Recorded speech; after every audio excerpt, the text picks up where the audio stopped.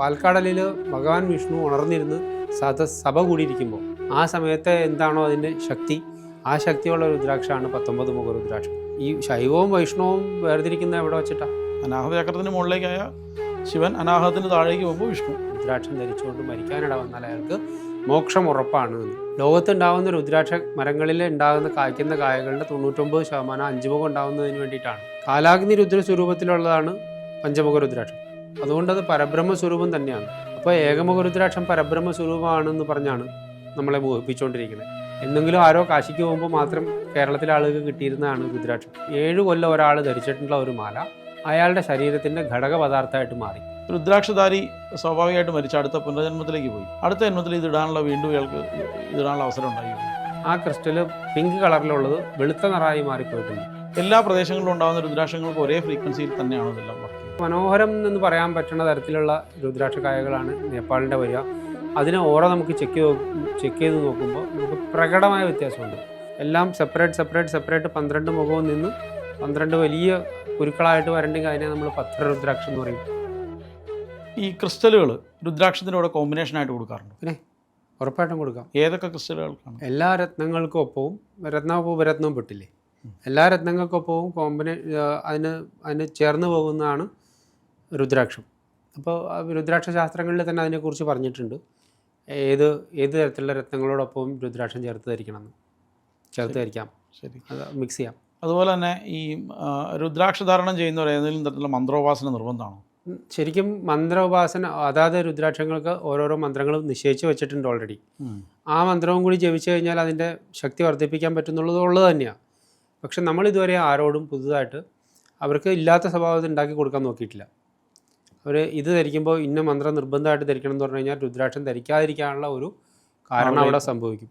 തന്നെയല്ല, ഈ മന്ത്രോപാസനയൊന്നും ചെയ്യാൻ താല്പര്യമില്ലാത്ത യുക്തിവാദികൾ, പുരോഗമനവാദികൾ എന്നൊക്കെ പറഞ്ഞ് നടക്കുന്ന ആളുകൾ, പള്ളിയിലച്ചന്മാർ, അങ്ങനെയുള്ളവർക്കൊക്കെ ഈ ജപമാലയായിട്ടും അവർ ധരിക്കുന്ന മാലയായിട്ടും ഒക്കെ രുദ്രാക്ഷം ഇപ്പോഴും ഉപയോഗിക്കുന്നുണ്ട്. അപ്പോൾ അങ്ങനെയുള്ളവർക്കൊക്കെ ഇതിൻ്റെ അവസരം നഷ്ടപ്പെട്ടു. മന്ത്രോപാസന എന്ന് പറയുന്നത് പ്യുവറായിട്ടുള്ള ഹൈന്ദവ പദ്ധതി ആയതുകൊണ്ട് അവർക്ക് അതിൽ നിന്ന് മതപരമായ ഭ്രഷ്ട് ഉണ്ടായേക്കാം. അപ്പോൾ അങ്ങനെ അത് നിർബന്ധമല്ല. നിർബന്ധമാവുന്നില്ല.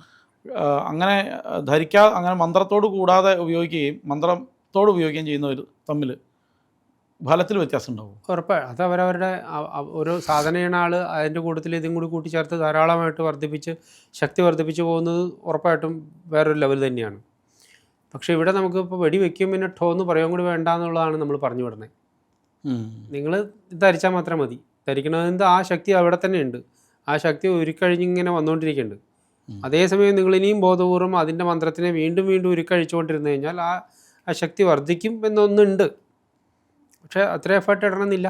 നിങ്ങൾക്ക് മിനിമത്തിൽ കിട്ടിക്കോളും എന്ന് പറഞ്ഞ് നമുക്ക് വിടാം. പിന്നെ അവർക്ക് ജന്മവാസന കൊണ്ടാണ്. അവർക്ക് ഇത് ധരിച്ചതിന് ശേഷം ഉണ്ടാകുന്ന പരിവർത്തനം അവരെ ഉപാസനയിലേക്ക് കൊണ്ടുപോകുന്നുണ്ട്. ധാരാളം പേരെ ഉപാസനയിലേക്ക് കൊണ്ടുപോകുന്നുണ്ട്. അപ്പോൾ അവർക്ക് ഫ്രീ ആയിട്ട് വിട്ടേക്കാണ്. അവർക്ക് എന്തെന്ന് ആണോ ഏറ്റവും എവല്യൂഷൻ ഉണ്ടാവട്ടെ, നിർബന്ധിച്ച് എവല്യൂഷൻ ഉണ്ടാക്കണ്ട, അങ്ങനെ കരുതിയിട്ടാണ്. ഈ കേരളത്തിലെ പദ്ധതികളില്ലെങ്കിൽ പോലും, അതായത് കേരളത്തിലിപ്പോൾ നമുക്ക് ശൈവശാക്ത വൈഷ്ണവത്തെ നമ്മൾ ഒന്നാക്കി കണ്ട് അദ്വൈതത്തിലാണ് നമ്മൾ ഉറച്ചിരിക്കുന്നത്. പക്ഷേ തമിഴ്നാട് പോലെയുള്ള ദേശങ്ങളിലേക്ക് പോകുമ്പോൾ അവിടെ വൈഷ്ണവവും ശൈവവും പ്രത്യേകമായിട്ട് കാണുന്നവർ, ഈ മാധ്വ സമ്പ്രദായത്തിലുള്ളവർ, അല്ലെങ്കിൽ ശ്രീനിവാസ രാമാനുജ സമ്പ്രദായത്തിലുള്ളവർ, അതല്ലെങ്കിൽ അയ്യങ്കാർമാർ, ഇങ്ങനെയുള്ളവർക്ക് രുദ്രാക്ഷം ധരിക്കാമോ? എന്നുവെച്ചാൽ അവർക്ക് നമുക്ക് ധരിക്കാമെന്നറിയാം, അല്ല അവർ ധരിച്ചാൽ അവർക്ക് എന്തെങ്കിലും അതുകൊണ്ട് അപകടമുണ്ടോ? ആർക്ക് അപകടം ഉണ്ടാവേണ്ട കാര്യമില്ലല്ലോ. പ്രാണശക്തിയാണിത്. ആരുടെ കൂടെ നിന്നാലും ഏതിൻ്റെ കൂടെ നിന്നാലും ആ പ്രാണശക്തി അവരെ പൂരിപ്പിക്കാൻ മാത്രമേ ഉള്ളൂ. ശൈവലക്ഷണം എന്ന് പറഞ്ഞ് മാറ്റി നിർത്തേണ്ട ആവശ്യമില്ല. ഇല്ല. രുദ്രാക്ഷത്തിന് ഇപ്പോൾ വൈഷ്ണവമായിട്ടുള്ള രുദ്രാക്ഷം ഉണ്ട്. ഇതിൽ 5 മുഖം പോലെയുള്ള അല്ല, 5 മുഖം നമുക്ക് കാലാഗ്നി സ്വരൂപത്തിലാണ്. 10 മുഖ രുദ്രാക്ഷം ജനാർദ്ദന സ്വാമിയുടെ രുദ്രാക്ഷമാണെന്ന് പറഞ്ഞു. 19 മുഖ രുദ്രാക്ഷത്തിന് അതിൻ്റെ ലക്ഷണം പറയണത് എങ്ങനെയാണോ പാൽക്കടലിൽ ഭഗവാൻ വിഷ്ണു ഉണർന്നിരുന്ന് സഭ കൂടിയിരിക്കുമ്പോൾ സഭയിൽ എല്ലാവരും കൂടി ഇരുന്നാൽ ആ സമയത്തെ എന്താണോ അതിൻ്റെ ശക്തി, ആ ശക്തിയുള്ള രുദ്രാക്ഷമാണ് 19 മുഖ രുദ്രാക്ഷം. 12 മുഖ രുദ്രാക്ഷത്തിൽ ദ്വാദശ ആദിത്യന്മാരാണ്. ആദിത്യന്മാരിൽ വിഷ്ണു ഒരു ആദിത്യനാണ്. വിഷ്ണു രുദ്രനും കൂടിയാണ്. അതെ, രുദ്രനുമാണ്. രുദ്രനുണ്ടെങ്കിൽ തന്നെ ആയിക്കോട്ടെ 5 മുഖമാണെങ്കിൽ അതിലൊരു മുഖം വിഷ്ണുവാണ്. അപ്പോൾ വൈഷ്ണവമായിട്ടുള്ള രുദ്രാക്ഷങ്ങൾ ഇതിലുണ്ട്. പിന്നെ ഈ ശൈവവും വൈഷ്ണവവും വേർതിരിക്കുന്ന എവിടെ വെച്ചിട്ടാണ്? നമ്മളെ സംബന്ധിച്ച് പറയുമ്പോൾ അതിൽ ആ വേർതിരിവ് കാണുന്നില്ല. അനാഹത ചക്രത്തിന് മുകളിലേക്കായ ശിവൻ, അനാഹതത്തിന് താഴേക്ക് പോകുമ്പോൾ വിഷ്ണു. അപ്പം നമുക്ക് ശിവൻ്റെ ഹൃദയത്തിൽ വിഷ്ണുവും വിഷ്ണുവിൻ്റെ ഹൃദയത്തിൽ ശിവനും ആണെന്നും പറഞ്ഞ് അങ്ങോട്ടും ഇങ്ങോട്ടും പിരിച്ചു വച്ചേക്കണതുകൊണ്ട് ആ വേർപിരിവിന് കാരണവും സാധ്യതയില്ല. ഇനി ഇവരുടെ രണ്ടുപേരുടെ ഉള്ളിലാണ് നമ്മുടെ ദേവി ഇരിക്കുന്നത്. ഇത് ഞാനീ ചോദിക്കുന്ന ചോദ്യങ്ങളൊക്കെ എന്നോട് ചോദിക്കുന്നതാണ്. എനിക്ക് ആ ഉത്തരം പറഞ്ഞ് പല പ്രാവശ്യം കൊടുത്തിട്ടുള്ളതാണ്. പിന്നെ എന്നാലും ഒരവസരം കിട്ടുമ്പോൾ ഒരു പ്രാവശ്യം കൂടി പറയുകയാണെങ്കിൽ കുറച്ചുകൂടി ക്ലാരിറ്റി വരുമല്ലോ എന്ന് കരുതി ചോദിക്കുന്നതാണ് ഇങ്ങനത്തെ ക്വസ്റ്റ്യൻസൊക്കെ. വിരുദ്ധ ഫലങ്ങൾ ചെയ്തിട്ടുണ്ടോ രുദ്രാക്ഷം? വിരുദ്ധ ഫലങ്ങൾ ചെയ്തതായിട്ട് അവർക്ക് അനുഭവം ഉണ്ടായിട്ടുണ്ടാവാം. രുദ്രാക്ഷം വിരുദ്ധ ഫലം ചെയ്തിട്ടല്ല. എന്നുവെച്ചാൽ അങ്ങനെ റിപ്പോർട്ട് ചെയ്തൊന്നും സാധാരണ ചെയ്തിട്ടില്ല. ഉണ്ടാവാണതുകൊണ്ട് തെറ്റൊന്നുമില്ല. കാരണം അവർക്ക് ഉണ്ടാവേണ്ട അനുഭവങ്ങളെല്ലാം വന്നു പെടുകയാണല്ലോ ചെയ്യണേ. മുമ്പോട്ട് എവല്യൂഷൻ ഉണ്ടാവുമല്ലേ വേണ്ടേ? ആ എവല്യൂഷനിൽ ഇപ്പോൾ തൽക്കാലം ഒരു അടി കൊടുക്കേണ്ടതാണ് അവന് ആവശ്യമെന്ന് പ്രകൃതി കണ്ടിട്ടുണ്ടെങ്കിൽ ആ അടി കൊടുത്തിരിക്കും. ആ അടി കൊടുത്തിട്ടാണ് അവൻ നന്നാവേണ്ടതെന്നുണ്ടെങ്കിൽ ആ അടി കൊണ്ട് തന്നെ നന്നാവുകയും വേണം.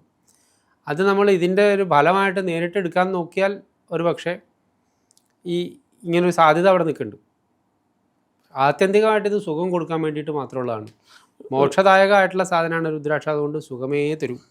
രുദ്രാക്ഷധാരിയുടെ മരണം, രുദ്രാക്ഷം ധരിച്ചുകൊണ്ടുള്ള മരണം എന്തായിരിക്കും അതിൻ്റെ വ്യത്യാസം? നമ്മളോട് ദേവി ഭാഗവതത്തിൽ തന്നെ വ്യക്തമായിട്ട് സ്റ്റോറി പറയുന്നുണ്ട്. കഥ പറയുന്നത് കൂടാതെ വലത്തെ കയ്യിൽ ഒരു രുദ്രാക്ഷം ധരിച്ചുകൊണ്ട് മരിച്ചു കഴിഞ്ഞാൽ അയാൾക്ക് മോക്ഷം കിട്ടും അങ്ങനെയൊക്കെ പറഞ്ഞത് എക്സാജറേറ്റ് ചെയ്ത് പലതരം മരണങ്ങളെ പറ്റിയിട്ട് രുദ്രാക്ഷ ധാരണത്തിൻ്റെ ആശംസിച്ചിട്ടുണ്ട്, മരണം കൊണ്ട് ആശംസിച്ചിട്ടുണ്ട്. ഇവിടെ നമുക്ക് ആ ആദ്യത്തെ പഴയ കഥ തന്നെ ആണ് നല്ലത്. അതിൽ മരണസമയത്ത് നമുക്കുണ്ടാകുന്ന കണക്കെടുപ്പ് നമ്മളിലെ പാപ പുണ്യങ്ങളെ മുഴുവനും ബാലൻസ് ചെയ്ത് നോക്കിയിട്ട് ഏത് ലോകത്തിലേക്കാണ് വിടേണ്ടത്. പുണ്യം വർദ്ധിച്ചിരുന്നാൽ അയാളെ സ്വർഗത്തിലേക്കും, പാപം വർദ്ധിച്ചിരുന്നാൽ നരകത്തിലേക്കും വിടുന്നു നമ്മൾ സാധാരണ പുരാണങ്ങളിലെ കഥ. ഇതിന് ഈക്വലായിട്ടിരുന്നു കഴിഞ്ഞാൽ അയാൾക്ക് വീണ്ടും മനുഷ്യജന്മം കിട്ടാനുള്ള സാധ്യതയും അതല്ലാതെ അതിനപ്പുറത്ത് വലിയ വലിയ പുണ്യമാണ് ഉള്ളതെന്നുണ്ടെങ്കിൽ അയാൾ അതിനുപരി ഊർധ്വലോകങ്ങളിലേക്ക് പോവുകയും ചെയ്യാം. അപ്പോൾ ഊർധ്വലോകത്തിലേക്ക് പോയി നേരെ ശിവലോകത്തിലേക്ക് പോകാനുള്ള വമ്പിച്ച സാധ്യതയെ ഉറപ്പിച്ചുകൊണ്ടാണ് രുദ്രാക്ഷധാരണം പറഞ്ഞേക്കുന്നത്. രുദ്രാക്ഷം ധരിച്ചുകൊണ്ട് മരിക്കാനിട വന്നാൽ അയാൾക്ക് മോക്ഷം ഉറപ്പാണ് എന്ന്. അത് ഒരു മുഖ രുദ്രാക്ഷം ധരിച്ചുകൊണ്ട് മരിക്കാനിട വന്നാൽ അയാൾക്ക് ശിവലോക പ്രാപ്തി കിട്ടുമെന്ന് പറഞ്ഞിട്ട് വേറൊരു ഉപകഥയുണ്ട്. ഏകമുഖം ധരിച്ച് മരിച്ചാൽ അയാൾക്ക് 1000 യുഗസഹസ്രം ശിവലോകവാസം നടക്കും. 2 മുഖ രുദ്രാക്ഷം ധരിച്ചിട്ടാണ് മരിച്ചതെങ്കിൽ അയാൾക്ക് 2000 യുഗസഹസ്രം ശിവലോകവാസം ലഭിക്കും. 14 മുഖ രുദ്രാക്ഷം ധരിച്ചുകൊണ്ട് മരിച്ച ആൾക്ക് 14 വർഷം 14,000 സഹസ്രം 14 യുഗസഹസ്രം ശിവലോകവാസം ലഭിക്കും എന്ന് പറഞ്ഞിട്ട് അതിൽ നിന്ന് നമുക്ക് ഇത്രേ എടുക്കാനുള്ളൂ. ഇതിൻ്റെ എനർജിയെ പറ്റിയിട്ട് രുദ്രാക്ഷത്തിൻ്റെ എനർജി ഇത്രയും വലുതാണെന്ന് പറയാൻ വേണ്ടിയിട്ടുള്ള ഒരു കഥയായിട്ട് നമുക്ക് എടുക്കേണ്ടതുള്ളൂ. ദേവീഭാഗത്ത് തന്നെ ചില ഭാഗങ്ങളിൽ രുദ്രാക്ഷം കഴിക്കുന്നവർ ഉള്ളി കഴിക്കരുത്, മറ്റേ എന്താ പറയുക മാംസം കഴിക്കരുത്, ഇതെല്ലാം എഴുതിപ്പോണ്ട്. ഇത് വേണ്ട നോക്കണ്ടെന്ന് പറഞ്ഞിരിക്കുന്നതിന് കൂടെ തന്നെയാണ് ഇതും എഴുതിയിരിക്കുന്നത്. വേറെ ഒരെണ്ണം കൂടി ഇതിൽ അറിയണം. ഏറ്റവും ചെറിയ മുത്തുകളാണ് കൂടുതൽ ഫലം ചെയ്യുന്നത് അതിൽ എഴുതിയിട്ടുണ്ട്. ആദ്യം അതിൻ്റെ ശ്ലോകത്തിൻ്റെ മുമ്പ് രുദ്രാക്ഷം വലിപ്പം കൂടുന്തോറും ഫലം കൂടും എന്ന് എഴുതി വച്ച ശ്ലോകത്തിന് തൊട്ട് താഴെ ചെറുതാകും തോറും ഫലം കിട്ടുമെന്ന് പറഞ്ഞിട്ടും എഴുതി വച്ചിട്ടുണ്ട്.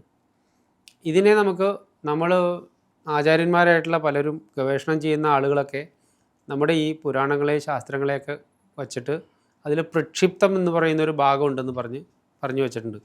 പ്രക്ഷിപ്തം എന്ന് പറഞ്ഞു കഴിഞ്ഞാൽ പിന്നീട് ആരോ താല്പര്യ കക്ഷികൾ എഴുതി ചേർത്തതാണെന്ന് ആണ്. ഇതുമായി ചേരാത്തത് എന്ന് പ്രത്യേകം അറിയണം. വ്യാകരണ പണ്ഡിതന്മാരോ അല്ലെങ്കിൽ ഈ ശ്ലോകങ്ങളിൽ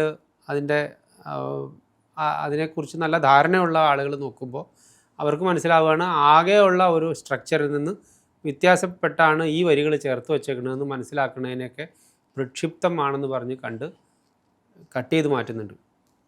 അത് ഉപനിഷത്തിലും ഉണ്ടെന്നാണ്. വേദങ്ങളിലുണ്ടോ? വേദഭാഗങ്ങളിലുണ്ടോ എനിക്ക് അതിനെക്കുറിച്ച് അത്ര പറയാനറിയില്ല. കാണാം.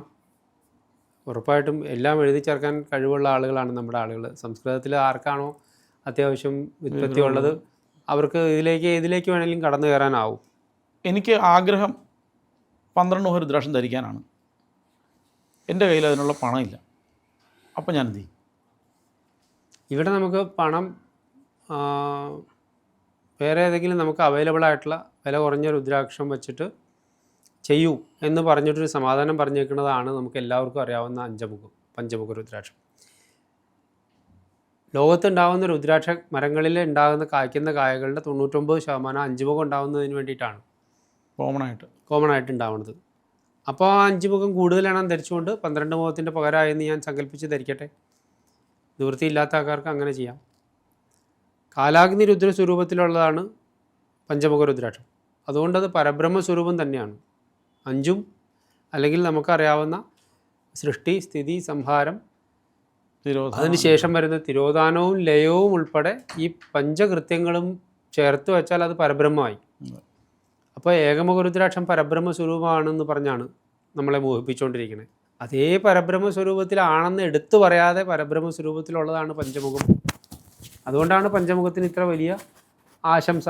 എല്ലാവരും ഗംഭീരം, പഞ്ചമുഖം ധരിക്കാം എന്നുള്ള വർത്തമാനം പറയണത്. പക്ഷേ നമ്മളെ സംബന്ധിച്ച് ഇപ്പം മെറ്റീരിയൽ വേൾഡിൽ മറ്റു മുഖങ്ങൾ നമുക്ക് ലഭ്യമാണ്. പഴയ കാലത്തെ പോലെ ഉത്തരേന്ത്യയിൽ നിന്ന് വരാനുള്ള തടസ്സമോ താമസമോ ഒന്നുമില്ല. എന്നെങ്കിലും ആരോ കാശിക്ക് പോകുമ്പോൾ മാത്രം കേരളത്തിലെ ആളുകൾക്ക് കിട്ടിയിരുന്നതാണ് രുദ്രാക്ഷം. അല്ലെങ്കിൽ സന്യാസിമാരാരെങ്കിലും യാത്ര ചെയ്ത് വരുമ്പോൾ ഇവിടെ ആളുകൾക്ക് സംഭാവന ചെയ്തിരുന്നതാണത്. അപ്പോൾ ആരെങ്കിലും പോയും വന്നു ഇരുന്നാൽ മാത്രം കിട്ടുന്നതാണ്. ഇന്നിപ്പോൾ നമുക്കതല്ല സ്ഥിതി. നമ്മുടെ വിരൽത്തുമ്പിൽ ഈ സാധനങ്ങളെല്ലാം കിട്ടും. അപ്പോൾ അവസരം എന്തിനു കളയണം എന്ന് മാത്രമേ ഉള്ളൂ. ശരി. ഒരു സിദ്ധപുരുഷന്മാരായിട്ടുള്ള ആളുകൾ ധരിച്ചിരുന്നൊരു രുദ്രാക്ഷം അത് നമ്മുടെ കയ്യിൽ കിട്ടിയ എന്താ ചെയ്യുക? നമുക്ക് സ്വതവേ പറഞ്ഞു വെച്ചേക്കുന്നത്, ഒരു 7 കൊല്ലം ഒരാൾ ധരിച്ചിട്ടുള്ള ഒരു മാല അയാളുടെ ശരീരത്തിൻ്റെ ഘടക പദാർത്ഥമായിട്ട് മാറി. അത് അയാളുടെ ശരീരം തന്നെയാണ്. അപ്പോൾ നമുക്ക് അതിലെ നമുക്ക് മാലിന്യം കാണണമെങ്കിൽ കാണാം. അത് മാലിന്യമാണ്, അയാളുടെ ഭൗതിക വസ്തുവാണ് എന്ന് കരുതി നമുക്കതിനെ സൂക്ഷിച്ചു വയ്ക്കാം. ചിലപ്പോൾ നമ്മൾ ഉടുപ്പുകളും ചെരുപ്പും കണ്ണടയൊക്കെ സൂക്ഷിച്ചു വയ്ക്കണ പോലെ അദ്ദേഹത്തിൻ്റെ മാല സൂക്ഷിച്ചു വയ്ക്കാം. ധരിക്കാറുണ്ടോ? ധരിക്കാൻ വിധി ഇല്ല. അങ്ങനെയാണെങ്കിൽ ഈ നിലയ്ക്ക് നോക്കുമ്പോൾ ഇല്ല. ഇനി വിശേഷ അവസരങ്ങളിൽ എനിക്ക് അങ്ങനെ നിർദ്ദേശമുണ്ട്. എൻ്റെ പരമ്പര നിശ്ചയിച്ചേക്കുന്നത് ഇദ്ദേഹത്തിന് ശേഷം അടുത്ത ആൾ ധരിക്കണം എന്നാണെന്നുണ്ടെങ്കിൽ നമുക്കൊന്നും പറയാനില്ല. അത് പരമ്പരയുടെ നിശ്ചയമാണ്. അതവരങ്ങനെ ചെയ്യട്ടെ. എതിർച്ചയായി നമ്മുടെ കയ്യിൽ കിട്ടിയെന്ന് വയ്ക്കാം. ഉദാഹരണം പറഞ്ഞാൽ ഇപ്പോൾ രാമകൃഷ്ണ പരമഹംസർ അദ്ദേഹം ധരിച്ചിരുന്ന ഒരു രുദ്രാക്ഷം നമ്മുടെ കയ്യിൽ കിട്ടി, എന്ത് ചെയ്യണം? പൊതുവേ ഇപ്പോൾ ഇത്രയും കാലം അദ്ദേഹത്തിൻ്റെ കാലവും നമ്മളിപ്പോൾ ഇരിക്കുന്ന ഈ കാലം വെച്ച് നോക്കുമ്പോൾ രുദ്രാക്ഷം കെട്ടുപോയിട്ടുണ്ടാവും. സ്വാഭാവികമായിട്ടും ഈ കെട്ടുപോലെ അത് നടന്നിട്ടുണ്ടാവും. 1000 കൊല്ലമാണ് സാധാരണ അതിന് ആയുസ് പറയണമെങ്കിലും പ്രോപ്പറായിട്ടുള്ള മെയിൻ്റനൻസ് ഇല്ലാത്ത പക്ഷം അത് കെട്ടുപോകും. ആ കെട്ടുപോയ കായ ഉള്ളിൽ വിത്തില്ലാത്ത ഷെല്ല് അത് നമുക്ക് വെറും ഭൗതിക വസ്തു മാത്രമാണ്. അത് ഊർജ്ജം തരുന്നേയില്ല. അതുകൊണ്ട് നിഷ്പ്രയോജനമാണ്. നമുക്കൊരു കൗതുക വസ്തു കിട്ടിയതുപോലെ കണക്കാക്കാനേ പറ്റുണ്ടാവും. ഇപ്പോൾ 7 വർഷം 6 വർഷമൊക്കെ ഇട്ട രുദ്രാക്ഷം ഡാമേജ് സംഭവിക്കുന്നു, പൊട്ടി വെണ്ട് കീറുന്നു, അല്ല എന്തെങ്കിലും പറ്റി, ഉപേക്ഷിക്കണമെങ്കിൽ എന്ത് ചെയ്യണം? ജലാധിവാസം വെറുതെ ഒഴിക്കാൻ മതി. അപ്പോൾ അതിൻ്റെ നമ്മൾ ഈ പ്രാണസങ്കോചം ഒന്നും ചെയ്യേണ്ട ആവശ്യം വേണ്ട. സ്വാഭാവികമായിട്ട് അതിൻ്റെ പ്രാണൻ എന്ത് സംഭവിക്കും? അങ്ങനെ നമ്മളൊരു സങ്കല്പത്തിലൊരു സംഗതി ചെയ്തിട്ട് മാത്രമല്ലേ ഉള്ളൂ. അതിൻ്റെ ജഡവസ്തു വിട്ടു ഡീക്കേ ആയി പോകുന്നതോടുകൂടി അതിൽ ആ പ്രാണൻ നിൽക്കാനിടമില്ല. അതിൽ ഇപ്പോൾ ഉള്ളിലത്തെ പരിപ്പ് മുഴുവൻ ശോഷിച്ചു പോയെന്ന് വെച്ചോ, പ്രാണൻ നിൽക്കാൻ ഇടമില്ല. ശരീരം നഷ്ടപ്പെട്ടു പോയ പ്രാണൻ എന്താ സംഭവിക്കണം? അതുപോലെ സംഭവിച്ചു പോയി. അതിൻ്റെ ഒരു ആവാഹനം ചിന്തിക്കല്ലേ. അതൊരു സങ്കീർണ വിഷയത്തിലേക്ക് നമ്മളെ കൊണ്ടുപോകും. അത് ഇത്രയേ ഉള്ളൂ. നമ്മൾ ഈ ആളുടെ ജന്മത്തോടൊപ്പം നിൽക്കാൻ മാത്രമേ പറഞ്ഞിട്ടുള്ളൂ. അയാളത് ഉപേക്ഷിച്ചെങ്കിൽ അത് ഉപേക്ഷിച്ചു. അയാൾ ഇല്ലാതാകുമ്പോഴും അത് കാലഹരണപ്പെടും. രുദ്രാക്ഷധാരി സ്വാഭാവികമായിട്ട് മരിച്ച അടുത്ത പുനർജന്മത്തിലേക്ക് പോയി എന്ന് വയ്ക്കുക.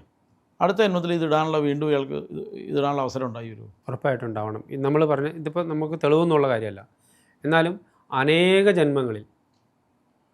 എന്ന് വെച്ചാൽ ആയിരക്കണക്കിന് ജന്മങ്ങളിൽ ശിവകടാക്ഷം സിദ്ധിച്ച ഒരു ജീവനാണ് ഈ ജന്മത്തിൽ രുദ്രാക്ഷം ധരിക്കാനോ രുദ്രാക്ഷ മാഹാത്മ്യം കേൾക്കാനോ രുദ്രാക്ഷം കാണാനോ ഭാഗ്യം സിദ്ധിക്കുകയുള്ളൂ എന്ന് ദേവി ഭാഗവതം പറഞ്ഞിരിക്കുന്നു. അപ്പോൾ ശിവകടാക്ഷം സിദ്ധിച്ച് വരുന്ന ജീവൻ പല ജന്മങ്ങളിലൂടെ കടന്നു വന്നിട്ട് മനുഷ്യജന്മം സ്വീകരിച്ചിരിക്കുന്ന ഈ ദിവസങ്ങളിലാണ്, ഈ ജന്മത്തിലാണ് നമുക്ക് രുദ്രാക്ഷത്തിൻ്റെ മാഹാത്മ്യം കിട്ടി നമുക്ക് ധരിക്കാനും ഭാഗ്യം കിട്ടണം. അങ്ങനെ അല്ലാത്ത ആൾക്കാർ നമ്മുടെ കൂട്ടത്തിൽ ഇനിയും ഭൂരിപക്ഷം നിൽക്കുകയാണ്.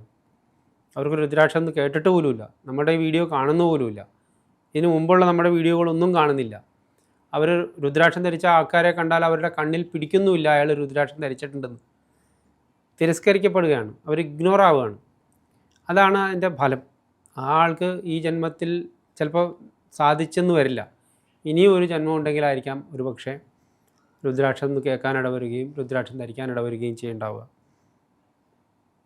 അപ്പോൾ ഈ നമ്മളെ തേടി വരാത്ത ആളുകളില്ലേ, രുദ്രാക്ഷം തേടാത്ത ആൾക്കാരെ കുറ്റം പറയാനോ ഒരു നിവൃത്തിയുമില്ല. കാരണം അവർക്ക് അർഹതയായിട്ടില്ല. അവർ ആ എലിജിബിലിറ്റിയിലേക്ക് എത്തുന്ന സമയത്തേ അവർക്ക് രുദ്രാക്ഷം തേടി വരാൻ പറ്റുള്ളൂ. വരുന്ന ആളുകൾ മുഴുവനും ഈ ക്രൈറ്റീരിയയിൽ എലിജിബിൾ ആയിട്ടുള്ള ആൾക്കാരാണ്.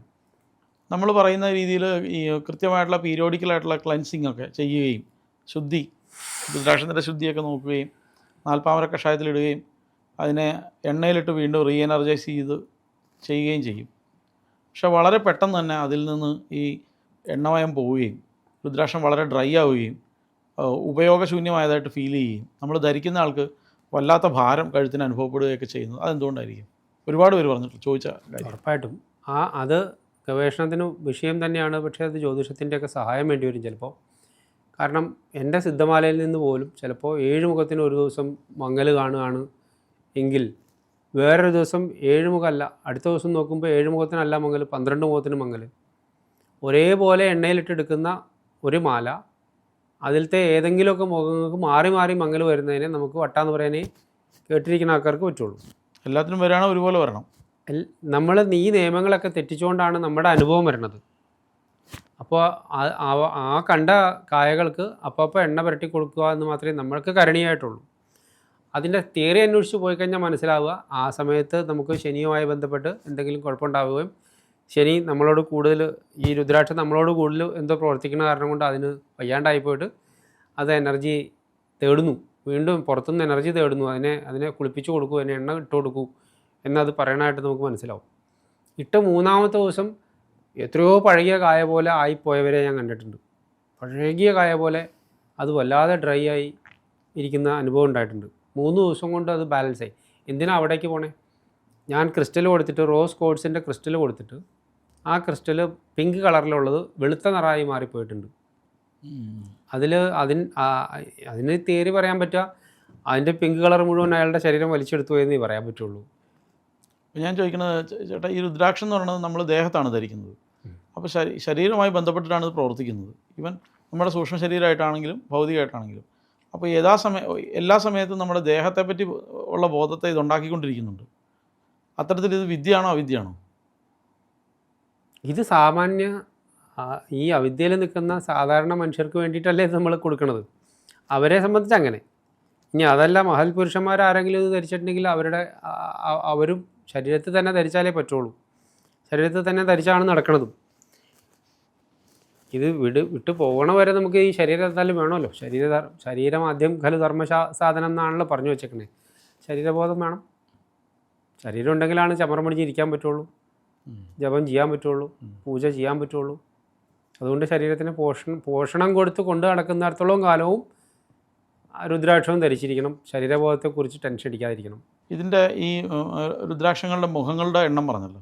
മുഖങ്ങളുടെ എണ്ണത്തിനനുസരിച്ചിട്ട് അതിൻ്റെ ഫ്രീക്വൻസിക്കും വേരിയേഷൻ വരുന്നു. ഉറപ്പായിട്ടുണ്ട്. ഇത് എല്ലാ പ്രദേശങ്ങളിലും, അതായത് ഒരുപാട് രാജ്യങ്ങളുണ്ടാവുന്നുണ്ട്, എല്ലാ പ്രദേശങ്ങളിലും ഉണ്ടാകുന്ന രുദ്രാക്ഷങ്ങൾക്ക് ഒരേ ഫ്രീക്വൻസിയിൽ തന്നെയാണോ ഇതെല്ലാം വർക്ക് ചെയ്യുന്നത്? അതിനെക്കുറിച്ചിട്ട് ഗവേഷണം നടന്നിട്ടുണ്ടാവണം. നമ്മൾ ആ വിഷയത്തിലേക്ക് അങ്ങനത്തെ സയൻറ്റിഫിക് കാര്യങ്ങളിലേക്ക് നമ്മൾ കടന്നു നോക്കിയിട്ടില്ല. അല്ലാതെ തന്നെ നമ്മുടെ കയ്യിൽ ഇഷ്ടംമാതിരി നമ്മൾ ശ്രേഷ്ഠത പറയുന്ന നേപ്പാളിൽ നിന്ന് വരുന്ന രുദ്രാക്ഷത്തിന് എപ്പോഴും മഹാത്മ്യം പറയുകയും നമ്മൾ ഇന്തോനേഷ്യയിൽ നിന്നും തായ്ലൻഡിൽ നിന്നൊക്കെ വരുന്നതിന് സിംഗപ്പൂരിൽ നിന്നൊക്കെ വരുന്നത് ശ്രീലങ്കയിൽ നിന്ന് വരുന്നതൊക്കെ ഉണ്ട്. അതിനൊന്നും അത്ര വലിയ ക്വാളിറ്റി ഇല്ലെന്ന് നമ്മൾ പറയാറും ഉണ്ടല്ലോ. ഇരിക്കട്ടെ, ഒരു കാര്യം നോക്കൂ, ഇതിപ്പോൾ 2 തരത്തിലുള്ള ഡിവിഷനേ ഉള്ളൂ. ഇപ്പോൾ പല സ്ഥലത്തുനിന്നും വരണോ എനിക്ക് കൃത്യം അറിയില്ല. കാരണം ഇന്തോനേഷ്യൻ രുദ്രാക്ഷങ്ങളും നേപ്പാൾ രുദ്രാക്ഷങ്ങളും ഇന്ത്യയിൽ ഉണ്ടാവുന്ന രുദ്രാക്ഷം, നമ്മുടെ രാജ്യം ഇന്ത്യ ആയതുകൊണ്ട് ഇന്ത്യയിൽ ഉണ്ടാവുന്ന രുദ്രാക്ഷങ്ങളും, ഇന്ത്യയിൽ ഉണ്ടാവുന്ന രുദ്രാക്ഷങ്ങൾക്ക് പലതിനും അതിൻ്റെ സ്ട്രക്ചർ, അതിൻ്റെ ആ ഗ്രെയിൻസ് കാണുന്നതൊക്കെ നേപ്പാളിൻ്റെ അത്രയും മനോഹരമല്ല. അതുപോലെ മനോഹരമായിട്ടാണ് കാണുന്നത്, പക്ഷേ എന്നാലും എന്തോ ഒരു പ്രത്യേകതയോടു കൂടിയാണ് ഇന്തോനേഷ്യൻ രുദ്രാക്ഷം ഉണ്ടായി വരിക. അതിൽ നിന്നൊക്കെ വ്യത്യാസത്തിൽ മനോഹരം എന്ന് പറയാൻ പറ്റുന്ന തരത്തിലുള്ള രുദ്രാക്ഷ കായകളാണ് നേപ്പാളിൻ്റെ വരിക. അതിനെ ഓറ നമുക്ക് ചെക്ക് ചെയ്ത് നോക്കുമ്പോൾ നമുക്ക് പ്രകടമായ വ്യത്യാസമുണ്ട്. 3 ഒരേപോലത്തെ 5 മുഖങ്ങൾ എടുത്ത് വെച്ച് നമ്മൾ ചെക്ക് ചെയ്താൽ എനർജിയിൽ വ്യത്യാസമുണ്ട്. 1. 2, നമുക്ക് ഇന്തോനേഷ്യൻ രുദ്രാക്ഷങ്ങളുടെ ഉള്ളിൽ ആവശ്യത്തിന് സീഡ് ഉണ്ടാവില്ല. കുറേ കാവിറ്റുകൾ ഉണ്ടാവും, അതൊക്കെ കാലിയായിരിക്കും. അതായത് ഇപ്പം 12 മുഖം എന്ന് പറഞ്ഞാൽ 5 എണ്ണൊക്കെ ചിലപ്പോൾ ഉണ്ടെങ്കിലായി. വിത്ത് ഉണ്ടാവില്ല. ശുഷ്കമായിരിക്കും അതിനകത്ത്. 0 ആയിരിക്കും. അപ്പോൾ ആ ഒരു പ്രശ്നം നമുക്ക് നേപ്പാൾ രുദ്രാക്ഷത്തിന്മേൽ നിന്ന് വരണില്ല. ആകെ വരാൻ സാധ്യത വളരെ അടുപ്പം കൂട്ടി വെച്ചിട്ട് സൈസ് ചെറുതാക്കി കളയാം എന്നതാണ് അതിനൊരു സംഗതി ഉള്ളത്. അതിന് വില കുറവാണ്. അത് മറിച്ച് എല്ലാം വിരിഞ്ഞ് എല്ലാം സെപ്പറേറ്റ് 12 മുഖവും നിന്ന് 12 വലിയ കുരുക്കളായിട്ട് വരണ്ടെങ്കിൽ അതിനെ നമ്മൾ പത്ഥര രുദ്രാക്ഷം എന്ന് പറയും. അതിന് കൂടുതൽ വില മേടിക്കേണ്ടി വരും. അതിന് ഓറയും ഉറപ്പായിട്ടും വളരെ കൂടുതലാണ്. ഓരോ സാധാരണ വ്യക്തിക്കും ഓറ അറിയാൻ പറ്റും, പ്രകടമായിട്ട് അറിയാം. പ്രകടമായിട്ട് അറിയാൻ പറ്റും.